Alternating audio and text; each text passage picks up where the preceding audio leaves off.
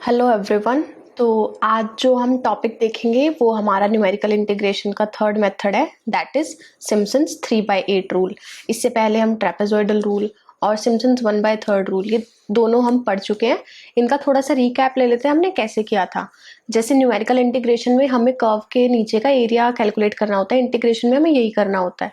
तो trapezoidal rule में हमने क्या किया था कि जो हमारा कर्व का एरिया है उसको छोटे छोटे एन सब इंटरवल्स में डिवाइड कर दिया था और उन सब इंटरवल्स को हमने ट्रेपेजॉइड्स अज्यूम करके सारा एरिया कैलकुलेट करके वो ऐड कर दिया था। ठीक है, so this was my trapezoidal rule. Then मेरा आया सिम्पसन्स 1/3 रूल। ये क्या था कि इसमें हम ट्रेपेजॉइड्स में डिवाइड करने की बजाय मैं अपनी जो कर्व के नीचे के सब इंटरवल्स हैं उनको पैराबोलिक एरिया कैलकुलेट कर रही थी उनका। जैसे मैंने क्या किया था, 3 पॉइंट्स अज्यूम किए थे हर एक सब इंटरवल में, तो सबका स्टेप लेंथ एच ही था और मैंने इस सब इंटरवल का ऐसे एरिया निकाला। देन x2 x3 x4 तक, यहाँ तक एक सब इंटरवल होगा, इसके नीचे जो भी पैराबोला बन रहा होगा उसका एरिया कैलकुलेट किया। देन आगे जितने भी पैराबोलाज बनेंगे उन सबका एरिया कैलकुलेट करके ऐड कर दिया। ठीक है, जो हमारा सिम्पसन्स 3/8 रूल है वो सिम्पसन्स 1/3 का ही थोड़ा सा एक्सटेंशन है, बिल्कुल सेम डेरिवेशन रहेगा। अगर आपने सिम्पसन्स 1/3 रूल की डेरिवेशन नहीं देखी है तो आप इसकी वीडियो में जाके एक बार चेक कर लेना। सिम्पसन्स 3/8 भी बिल्कुल सिमिलर ही है। ठीक है, आज हम थोड़ा सा थ्योरी पार्ट और एक काफी अच्छा सा क्वेश्चन डिस्कस करेंगे सिम्पसन्स 3/8 पे। तो जैसे हम ये क्वाड्रेटिक इक्वेशन लेके सॉल्व करते थे, जो हमारा सिम्पसन्स 3/8 रूल है वो हम क्यूबिक इक्वेशन लेके सॉल्व करेंगे। अब इसमें हमारा क्या रहेगा कि 3 पॉइंट्स ना कंसीडर करने की बजाय हम यहाँ पर 4 पॉइंट्स कंसीडर करेंगे। जैसे ये जो भी सब इंटरवल था इसमें हम 3 पॉइंट्स कंसीडर कर रहे थे, x0 x1 x2। अब यहाँ पे हम 4 पॉइंट्स कंसीडर करेंगे, x0 x1 x2 x3। ऐसे ही अगला सब इंटरवल कहाँ से कहाँ तक हो जाएगा, x3 x4 x5 and then x6। तो ऐसे मैं सारे ऐसे एरियाज छोटे एरियाज निकाल के सबको ऐड कर दूंगी तो मेरा अप्रोक्सीमेट इंटीग्रल का आंसर आ जाएगा, जो कि हमें न्यूमेरिकल इंटीग्रेशन में कैलकुलेट करना होता है। ठीक है, अब जैसे एक चीज हमने यहाँ नोटिस की थी कि जो यहाँ पे सब इंटरवल्स है वो कहाँ खत्म हो रहे हैं, x2 पे खत्म हुआ, x4 पे खत्म हुआ, देन अगला x6 पे खत्म होगा। तो हमारा जो लास्ट सब इंटरवल xn है वो इवन होना चाहिए अगर हम चाहते हैं कि हमारे सब इंटरवल्स प्रॉपरली कंप्लीट हो। तो सिम्पसन्स 1/3 तभी अप्लाई होता था जब मेरा n जो है वो इवन होता था। ठीक है, अब यही ऑब्जर्वेशन हम सिम्पसन्स 3/8 में लगाते हैं। तो इसका ऑब्जर्वेशन क्या है कि मेरा पहला इंटरवल कहाँ खत्म हुआ, x3 पे, देन दूसरा इंटरवल कहाँ खत्म हो रहा है, x6 पे, ऐसे ही अगला मेरा x9 पे खत्म होगा। तो मतलब जो मेरा xn लास्ट पॉइंट जो भी बनेगा उसमें मेरा n क्या होना चाहिए, मल्टीपल ऑफ 3। तभी मैं मेरा सिम्पसन्स 3/8 रूल लगा पाऊंगी। तो n should be multiple of 3 और सिम्पसन्स 1/3 अप्लाई करने के लिए n मेरा इवन होना चाहिए। ठीक है, अब एक क्वेश्चन देख लेते हैं इसी टॉपिक पे और फॉर्मूला देख लेते हैं। तो जैसे हमने पहले ना सिम्पसन्स 1/3 का फॉर्मूला रिवाइज करते हैं।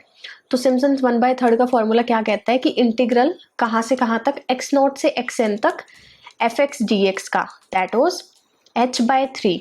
अब ये सिम्पसन्स 1/3 सिम्पसन्स 3/8 ये नाम कहाँ से आए, जो भी ब्रैकेट के बाहर चीज होती है। अब सिम्पसन्स 1/3 में क्या है, h के अलावा 1/3 है, तो इसलिए सिम्पसन्स 1/3 नाम पड़ गया इस रूल का।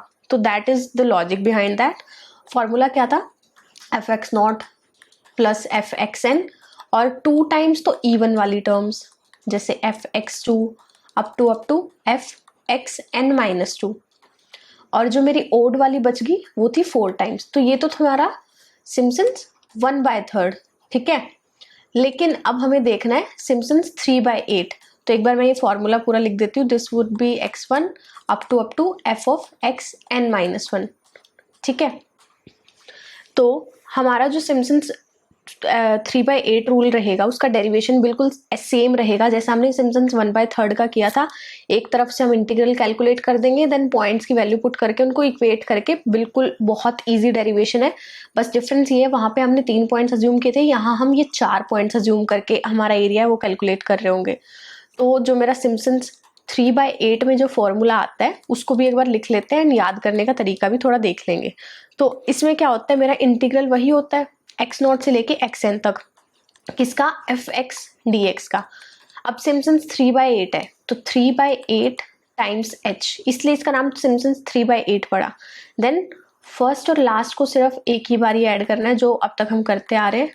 अब यहाँ पे एक याद करने का तरीका ये है कि जो 3 के मल्टीपल वाली टर्म्स हैं वो तो मेरी 2 बारी आएंगी। 3 के मल्टीपल वाली क्या हो जाएंगी, जैसे f(x3) plus f(x6) up to कहाँ तक, f(xn-3), क्योंकि जो लास्ट वाली है वो हम एक बार ही लेंगे, ठीक है।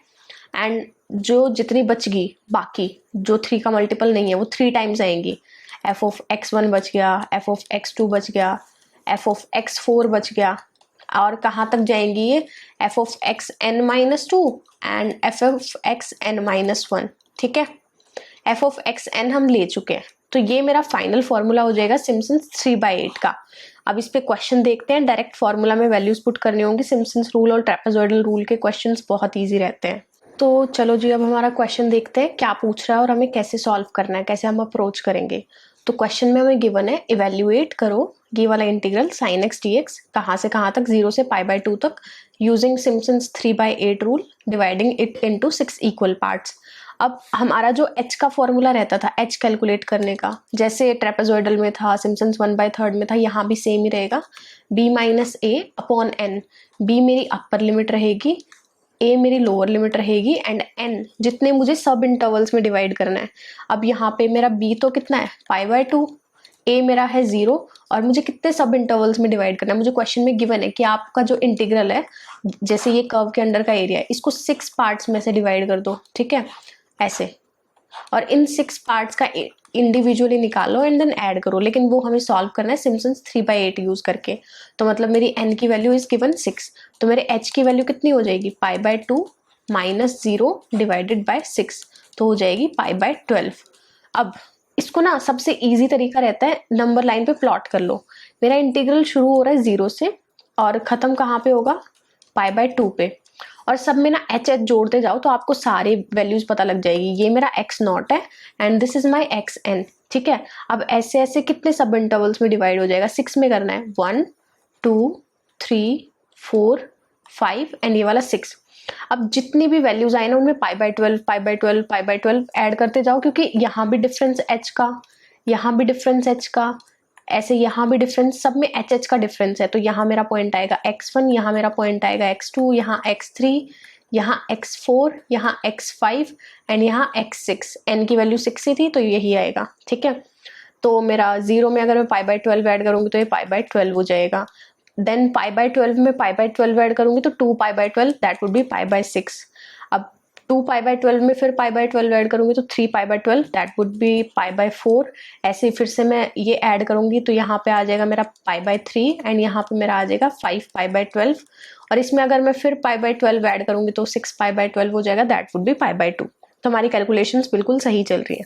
अब हमारा सिम्पसन्स 3/8 का फॉर्मूला क्या बोलता है कि जो भी आपको इंटीग्रल कैलकुलेट करना है x0 से लेके xn तक f(x dx), आपको क्या करना है कि 3h/8 बाहर लिखो एंड देन अंदर आपको क्या करना है, फर्स्ट वाला प्लस लास्ट वाला, ठीक है, प्लस 2 टाइम्स जितने भी मल्टीपल ऑफ 3 है, f(x3), f(x6) अप टू जहां तक भी 3 के मल्टीपल्स हैं ये टर्म्स n की वैल्यूज, ठीक है।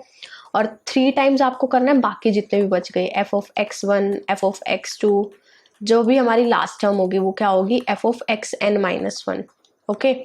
तो ये हम फॉर्मूला में वैल्यूज पुट करेंगे। अब यहाँ पे तो हमें f(x0), f(xn) ये सारी वैल्यूज चाहिए, तो हम क्या करेंगे, पहले इनकी वैल्यूज निकाल लेंगे। मेरे पास फंक्शन है और पॉइंट्स हैं, तो फंक्शन मेरे पास क्या है, f(x) equals to sin x है, तो मैं सभी पॉइंट्स पे ना वैल्यू निकाल लेती हूँ।